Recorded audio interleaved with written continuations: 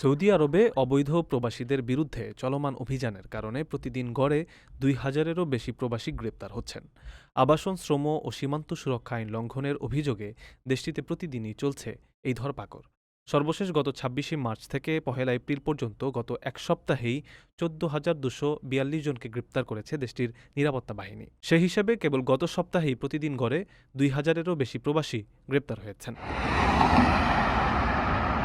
কেবল গত সপ্তাহেই নয়, পরিসংখ্যান বলছে এর আগে ১২ থেকে ১৮ মার্চ পর্যন্ত ২২,৯৩১ জন, ৫ থেকে ১১ মার্চ পর্যন্ত ২১,৩২০ জন এবং ফেব্রুয়ারির শেষ সপ্তাহে ১৯,০৭৭ জনকে গ্রেপ্তার করেছিল সৌদি কর্তৃপক্ষ। সব মিলিয়ে সাম্প্রতিক মাসগুলোতে গড়ে প্রতিদিন ২.৫ থেকে ৩,০০০ অবৈধ প্রবাসী নিরাপত্তা বাহিনীর হাতে ধরা পড়ছেন। সর্বশেষ সপ্তাহে গ্রেপ্তার হওয়া ১৪,০০০-এর বেশি প্রবাসীর মধ্যে ৭,৮৮৪ জন আবাসন আইন, ৩,৯৪৮ জন সীমান্ত সুরক্ষা আইন এবং ২,৪১০ জন শ্রম আইন লঙ্ঘন করেছেন। গ্রেপ্তারকৃতদের মধ্যে ২৩,৮১৫ জনকে নিজ নিজ দেশে ফেরত পাঠানোর জন্য প্রয়োজনীয় ভ্রমণ নথি সংগ্রহ করতে তাদের কূটনৈতিক মিশনে পাঠানো হয়েছে।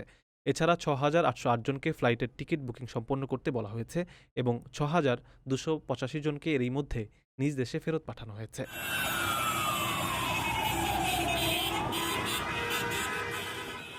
প্রবাসীদের জন্য নির্মাণ হচ্ছে দেশের প্রথম স্মার্ট সিটি, যেখানে থাকছে স্কুল, মসজিদ, হাসপাতাল, সুইমিং পুল, হেলিপ্যাড, পাঠাগার, জিম, সুপারমার্কেট, শিশু পার্ক সহ সকল নাগরিক সুবিধা।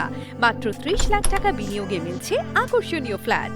প্লাটিনাম ইনভেস্টরদের জন্য ঢাকা বিমানবন্দরে ভিআইপি প্রোটোকল সুবিধা।